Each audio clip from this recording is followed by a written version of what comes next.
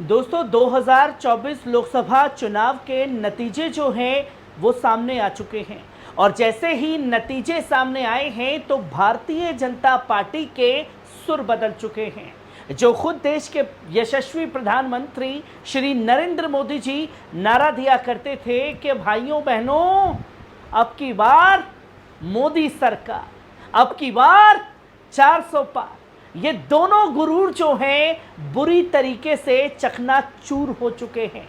ना तो 400 के पार गए हैं साहब और ना ही अब की बार मोदी सरकार का नारा दे रहे हैं, बल्कि अब तो कह रहे हैं कि अब की बार एनडीए की सरकार, वो एनडीए जिसमें 33 दल शामिल हैं, वो एनडीए जो 33 दमों पर जीत करके 288 सीटों पर सिमटी है भारतीय जनता पार्टी, गुरूरी नहीं चकनाचूर पूरी तरीके से कर दिया है। और जो ये नारा दे रहे थे कि जो राम को लाए हैं हम उनको लाएंगे, और अयोध्या में खुद ही राम को लाने वाले बुरी तरीके से चुनाव हार गए हैं। कई जीत हार के आंकड़े जो हैं वो लगातार सामने आ रहे हैं। उसी में से सबसे ज्यादा मतों से कौन हारा कौन जीता इसे जानना समझना जरूरी है। अब हम वो तो है नहीं कि एक फेक थंबनेल बनाएं और मौलाना बदरुद्दीन अजमल साहब की फोटो लगाएं कि देखिए ये मुसलमान जो हैं चुनावी मैदान में अपनी जीत का परचम लहरा रहे हैं। अगर हकीकत को खंगालने चाहें तो कुछ और ही तस्वीरें नजर आती हैं, क्योंकि हम वो पत्रकार तो है नहीं जो सिर्फ और सिर्फ चंदाखोरी पर उतारू हैं। साहब फितरा ज़कात का पैसा दे दीजिए, आज हमें फला की कैंपेनिंग में जाना है। और ये सबसे बड़ी हार का कारण अगर देखा जाए तो वो है सबसे ज़्यादा वो चंदाखोर दलाल गैंग जो मौलाना साहब के इर्द गिर्द गिद्ध की तरह नज़र लगा करके रखता है। और आज उसका खामियाजा जो है वो एआईयूडीएफ को भुगतना पड़ा है उन चंदाखोर दलाल लोगों की वजह से, जो एक मुस्लिम शख्सियत बड़ा नाम चुनावी मैदान में पीछे हट गया है। चुनावी मैदान में बुरी तरीके से हार का सामना करना पड़ा है, जो कि असम की सीट का ताज़ा रुझान आपके सामने रखूंगा। क्योंकि कुछ लोग ये दावा कर रहे हैं कि मौलाना बदरुद्दीन अजमल साहब जो हैं चुनाव जीत रहे हैं, थंबनेल लगा दिया गया कि ये मुसलमान जीत रहे हैं। अब हकीकत आप लोगों के सामने है कि असम में टोटल सीटों की अगर बात की जाए तो असम में तकरीबन महज 14 ही सीटें हैं, और इन 14 सीटों की अगर बात की जाए तो भारतीय जनता पार्टी को 9 सीटें मिली हैं, कांग्रेस को 3 सीटें मिली हैं, 1 सीटें यूपी पीएल को मिली है और 1 सीट एजीपी को मिली है जो कि लोकल असम की पार्टी है। और इन 14 सीटों में अगर बात की जाए तो एआईयूडीएफ जो एक थर्ड फ्रंट पर खड़ी होती थी हमेशा असम की राजनीति में, वो बुरी तरीके से पिछड़ चुकी है, जो तस्वीर लोगों के सामने है। और ये ताज़ा डाटा, ताज़ा आंकड़ा इसलिए रख रहा हूँ क्योंकि सबसे ज़्यादा मतों से जीतने वाले कांग्रेस के प्रत्याशी हो गए हैं धुबरी सीट पर, जहां इतिहास जो है वो रच दिया गया है। जहां बात की जाए तो कांग्रेस के प्रत्याशी की बात की जाए तो धुबरी लोकसभा सीट से रकीबुल हुसैन चुनावी मैदान में थे, वहीं उनके सामने दूसरे नंबर पर all India United democratic front के मौलाना बदरुद्दीन अजमल साहब चुनावी मैदान में थे। तकरीबन कांग्रेस को अगर इस सीट पर बात की जाए तो 13,91,050 वोट मिले हैं, वहीं मौलाना बदरुद्दीन अजमल साहब को तकरीबन 4,41,387 वोट मिले हैं। जीत हार का मार्जिन जो है वो तकरीबन 9,49,663 पहुंच गया है।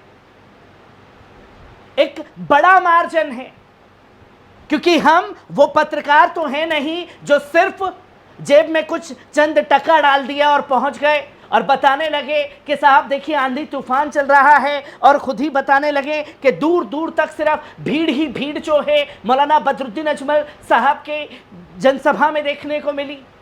मौलाना साहब जो हैं दिल में बसते हैं, यकीनन जो काम मौलाना बदरुद्दीन अजमल साहब ने वहां की आवाम के लिए किया है उसे भुलाया नहीं जा सकता। पर जमीनी स्तर पर पार्टी को और मजबूत होना था, जो कि आंकड़े मौलाना साहब के सामने जाने नहीं दिए गए।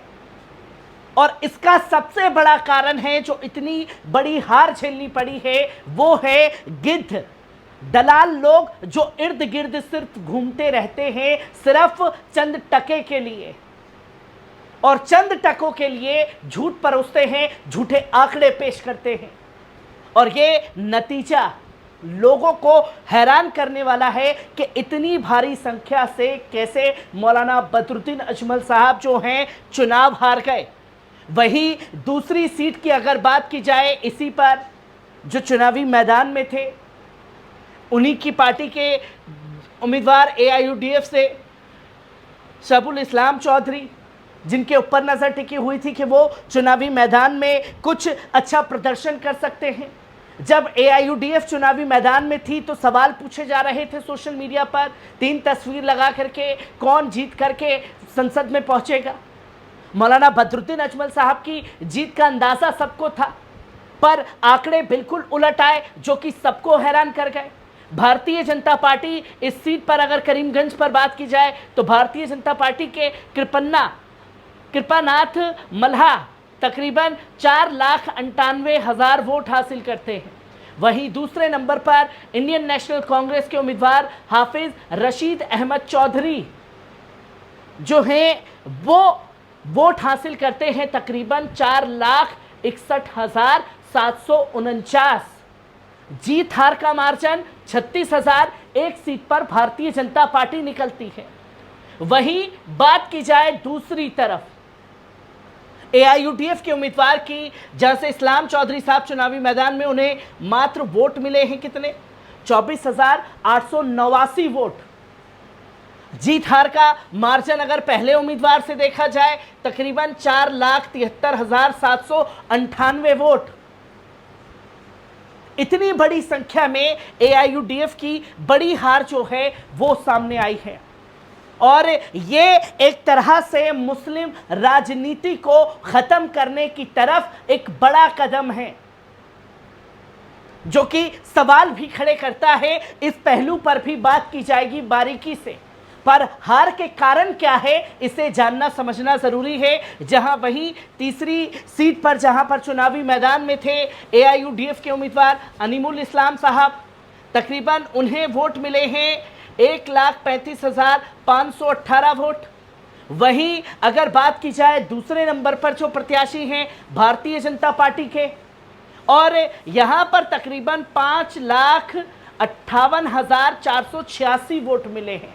वहीं पहले नंबर पर इस सीट पर इंडियन नेशनल कांग्रेस है, जो तस्वीर आपके सामने 7,76,906 वोट मिले हैं, और जीत हार का मार्जिन पहले और दूसरे उम्मीदवार से तकरीबन 2,18,000 का है। और अगर यही आंकड़ा यहाँ बात की जाए तो तकरीबन 6 लाख वोटों से चुनाव हार रहे हैं। और अब ये जानना समझना ज़रूरी है कि अगर इस सीट पर कांग्रेस चुनाव हारती या कोई और चुनाव हारता तो ये कहा जाता कि साहब मौलाना बदरुद्दीन अजमल साहब की पार्टी तो बी टीम है। यहाँ सबसे बड़ा नुकसान भी जो है वो किया गया है, पर इन ताज़ा आंकड़ों के ऊपर बात करना ज़रूरी है, जहाँ अब कांग्रेस का ये मुंह भी नहीं रहा बोलने का कि फला पार्टी जो है वो भाजपा की भी टीम है, जहाँ 10 लाख वोटों से जीत हासिल कर रहे हैं। तकरीबन बात करें तो 6 लाख 4 लाख वोटों से AIUDF के उम्मीदवार से जीत जो है वो हासिल की गई है। और इसका एक बार फिर कहूँगा कि सबसे बड़ा कारण है दलाल, जो चंदाखोर गैंग है उसकी वजह से AIUDF का ये बुरा हाल असम के चुनाव में देखने को मिला है।